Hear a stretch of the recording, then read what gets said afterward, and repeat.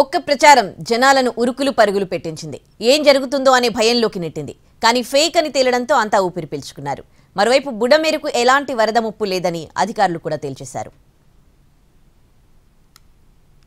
రాత్రి సమయంలో విజయవాడ జనాలు ఒక్కసారిగా ఉలిక్కిపడ్డారు. పలు ప్రాంతాల్లోకి మళ్లీ వరద వస్తుందంటూ ప్రచారం జరగడంతో అక్కడి ప్రజలంతా ఆందోళనకు గురయ్యారు. బుడమేరుకు వరద ముంపు వచ్చిందని, కొద్దిసేపట్లో మళ్లీ ఇళ్లలోకి వరద నీరు వస్తుందని సోషల్ మీడియాలో ప్రచారం జరిగింది. దీంతో అజిత్ సింగ్ నగర్, పాయకాపురం, కండ్రిగ ప్రాంతాల ప్రజలు ఇళ్ల నుంచి బయటకు వచ్చారు. ఆందోళనతో పరుగులు తీశారు. అయితే ఇదంతా ఫేక్ ప్రచారమని కలెక్టర్తో పాటు అధికారులు తేల్చారు.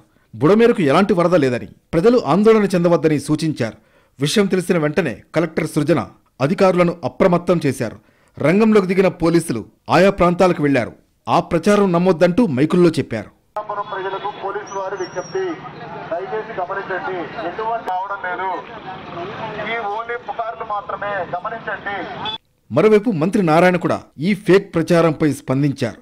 విజయవాడలో పలు ప్రాంతాల్లోకి మళ్లీ బుడమేరు వరద వస్తుందనేది కేవలం వదంతులు మాత్రమేనని స్పష్టం చేశారు. అధికారుల తీరుపై సీరియస్ అయ్యారు.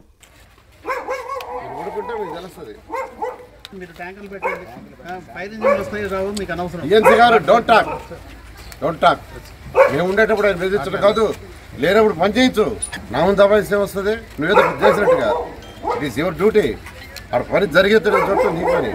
ఇటీవల భారీ వర్షాలతో విజయవాడలోని చాలా ప్రాంతాలను బుడమేరు అతలాకుతలం చేసింది. ఆస్తి ప్రాణనష్టం జరిగింది.